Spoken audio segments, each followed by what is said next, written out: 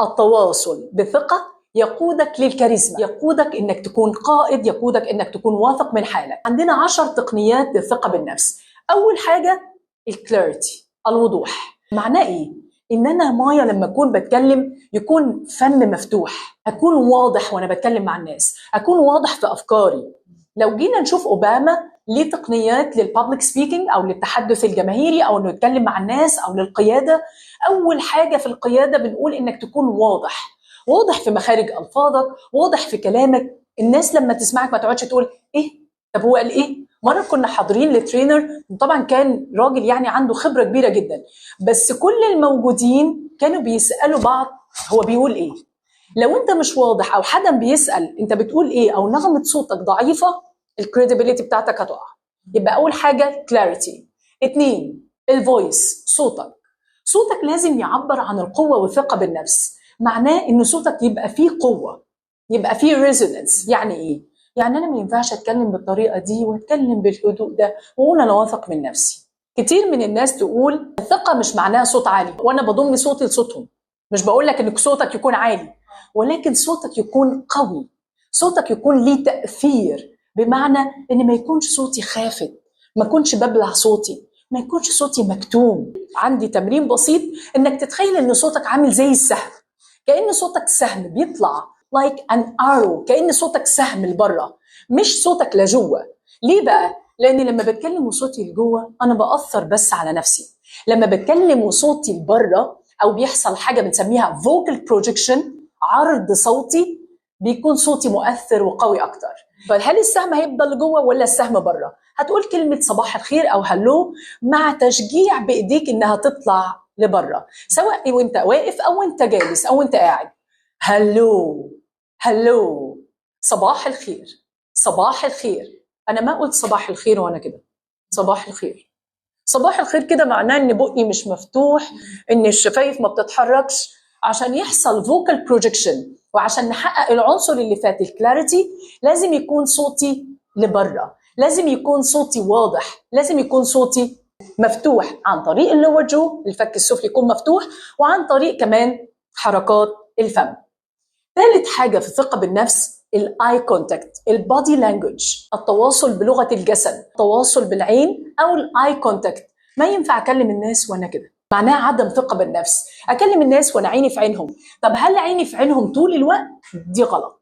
في قاعدة بنسميها 70-30 أو قاعدة ال3 ثواني. يعني إيه 70-30 أو 80-20؟ يعني أبص لو أنا بكلم مايا عيني تكون في عينيها 70% من الوقت أو 80%. ال20% ممكن عيني تروح يمين شمال، عيني تروح لحاجة تانية، عشان لو 100% مع مايا أنا هحرجها، هي هتحس بالإحراج، هتحس إن هي مش مرتاحة. وال100% دايما نقول بيكون مع الأحبة كذلك. وانت على الكاميرا انت 80% على الكاميرا و20% جنب الحدقة أو جنب اللينس بتاعت الكاميرا، عشان تحس بالطبيعية. لأن احنا عمرنا ما بنتكلم مع حد بالطريقة دي. لو كلمنا مع حد بالطريقة دي هو كمان بياخد ديفنس، وسيلة دفاع. يبقى هنرجع تاني للبادي لانجوج، الاي كونتاكت.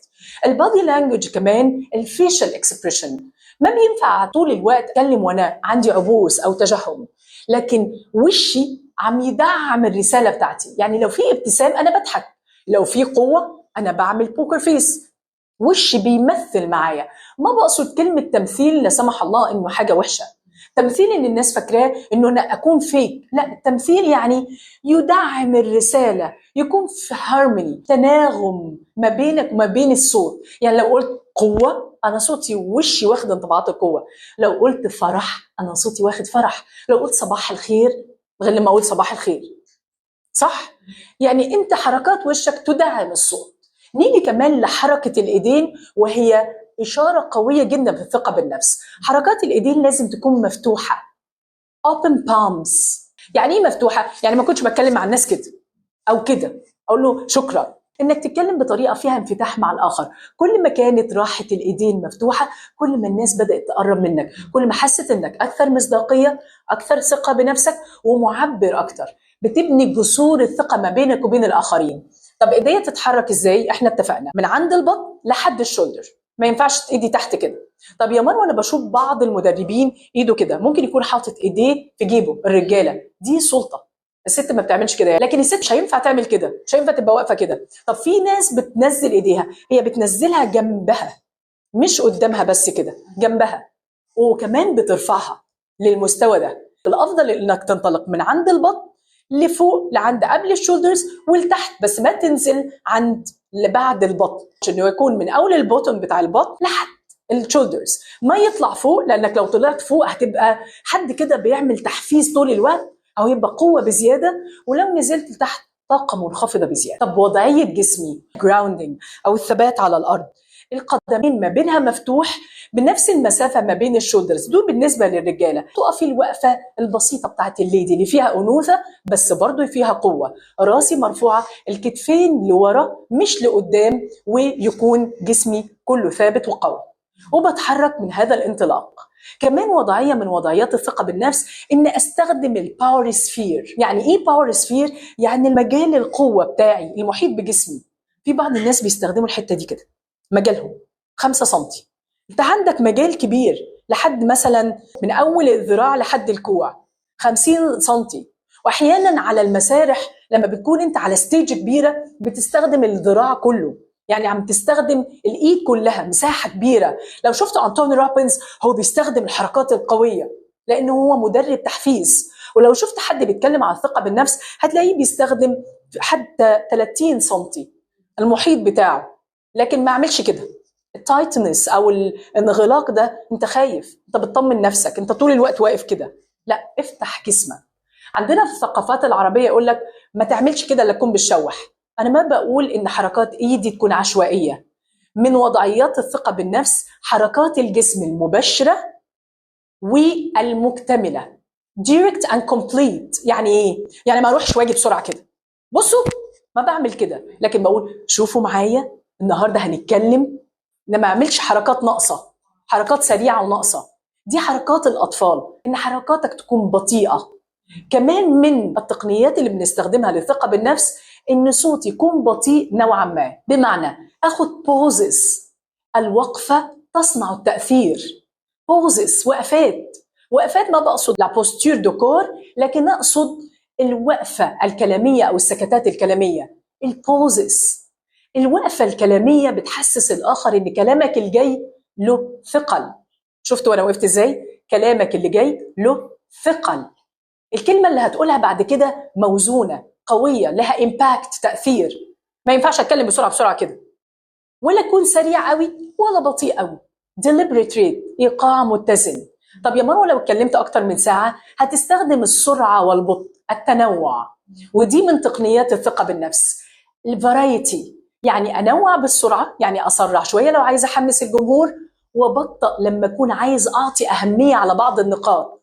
النهارده بتكلم معاكم عن تقنيات للثقه بالنفس، بتكلم بالراحه وببطء عشان انت كمان تحس ان في اهميه. مش من تقنيات الثقه بالنفس ان انا اخلي الجمهور بتاعي عنده انجيجمنت معايا، يعني اتفاعل انا وجمهوري، يعني اقول لها يا مايا، يا رحاب، يا منى، يا احمد، يا ابراهيم، انادي الجمهور باسمه.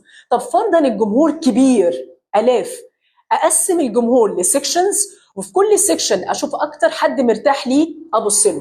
يعني الجمهور عندي 4 سكشنز او 5 سكشنز، اكون زي اوباما بتكلم مع السكشن ده شويه، وزع نظراتي 3 ثواني، اجي هنا 3 ثواني، او اتكلم هنا 3 دقائق، بعد كده اروح اتكلم هنا. يكون عندي اي كونتاكت، ده انجيجمنت مع الجمهور، ده تفاعل ما بيني وما بين الجمهور. كمان عندي فوكال فرايتي، يعني ايه؟ انوع في السرعه والبطء، ايقاع صوتي سريع وبطيء زي ما اتفقنا، وانوع في طبقات الصوت. ممكن اطلع لطبقات اعلى، حتى هتشوفوا ايديا وحركه ايدي بدات تطلع اعلى، وانت قلتي ان ايدينا ما تطلعش بره شولدرز، بس انا عايزه احفزكم. وممكن كمان حركات ايدي مع صوتي وطبقات صوتي تكون منخفضه. دايما اقول الصوت العميق او اللي عنده ريزونانس هو صاحب كفاءه. صوت اللي عنده ريزونانس عنده كومبتنس، يعني عنده خبره. هتحس الناس اللي بتتكلم وهي عندها دفء وكومبتنس في صوتها وعندها ريزونانس. ريزونانس معناها ان صوتك يكون عميق مليان دافي. يعني انا دلوقتي بتكلم بصوت فيه ريزونانس، مش بتكلم بصوت مسرسع، صح؟ على عكس لو اتكلمت بسرعه، على عكس لو قلت النهارده هنتكلم عن ايه، لكن بتكلم بصوت فيه دفء، فيه عمق، فالاخر يحس ان فيه ثقه، مصداقية، ويحس كمان ان انا عندي تراست. من الحاجات المهمة اللي بقول عليها في الثقة بالنفس حاجة لها علاقة بالبريبريشن. تحضر نفسك، ريهرسل، اعمل بروفا كتير قدام المراية، اعمل اعداد مع نفسك. يعني في حد مرة بيقول لي انا بطلع لما بيكون عندي برزنتيشن بتدرب مرة واحدة، غير كافي. 3 ل5 مرات، 10 مرات، انك تتدرب كتير. كل ما اتدربت كتير التدريب المستمر يصنع الماستري، يصنع الخبرة، يصنع انك تصير ماهر في المهارة بتاعتك، تصير خبير. نتدرب كتير. بعض الناس تقول لا انا هتدرب حاجة بسيطة، او انا هطلع كده ارتجل. الارتجال هيجي لما تتدرب كتير ولما تبقى محترف. يعني احنا في كورس البابليك سبيكينج وفوكال كاريزما بندربك على كمان الارتجال، لانك بتكون اتدربت معانا على تقنيات كتير تبدا ترتجل. والارتجال هو صنعة المحترفين، انك ترتجل، ما تخافش ايه اللي هيحصل بعد كده. من تقنيات الثقة بالنفس انك لما تقول حاجة تكون واثق منها، مقتنع بيها، تكون بتتكلم من قلبك. بعض الناس بيتكلم وهو منفصل على اللي بيقوله. من تقنيات الثقة بالنفس انك تحكي قصص، ستوري تيلينج. يعني ما شاء الله مايا لما حكيتي قصص احنا كنا كلنا معاكي. انك تاخد مشاعر الناس، لان احنا كائنات عاطفية. بس ازاي تصنع قصة؟ من 3 حاجات، ركز معايا. incident, point, link. يعني يكون عندك حدث وتبدأ تقول للجمهور I am telling you this because أنا بقول لك ده عشان عقلهم يصحصح. وثالث حاجة اللينك بتاع القصة. لو بتكلم عن الاحترافية أحكي قصة إزاي أنا كنت من حد لسه ما اتدربتش لحد بقيت محترف. لازم يكون لينك، يعني ما احكيش القصص كده haphazardly عشوائيا، يكون في لينك. كنا بنتكلم عن العيلة وما شاء الله حضرتك حكيتي عن ابنك، في لينك وفي حدث. انت قلتي لي انا بحكي لك ليه؟ عشان تشوفي فضل رب العالمين. فاذا بتحكي انت بتأثر الجمهور، انت بتأثر اللي بتتكلم معاه، والناس بتعشق اللي بيعطيها عطفة. ليه القصة بتخلي الجمهور يحبك؟ لان في القصة ممكن تديهم هرمونز زي الاندورفين تخليهم يضحكوا، فالاندورفين يزيد عندهم. ممكن تديهم هرمون زي هرمون الحب لما يحسوا بالحب تجاهك. ممكن تديهم هرمون زي هرمون الادرينالين لما يخافوا، لان القصه اللي انت بتحكيها كان فيها خطر بيهددك بعد الشر، يعني يتفاعلوا كيمياء. هذا بنسميه emotional intelligence. لازم يكون عندك emotional intelligence كمان. بمناسبة الثقة بالنفس، من تقنيات الثقة بالنفس انك تتصرف تبعا للمواقف. مروة منها مدربة ولا كوتش طول الوقت، ممكن فريند. لما يكون المتدرب جاي تعبان فهي بتكون فريند. ممكن تكون كوتش عشان بتعمل كوركشن. ممكن تكون موتيفيتور، حد بتشجع. ممكن تكون educator، بتشرح.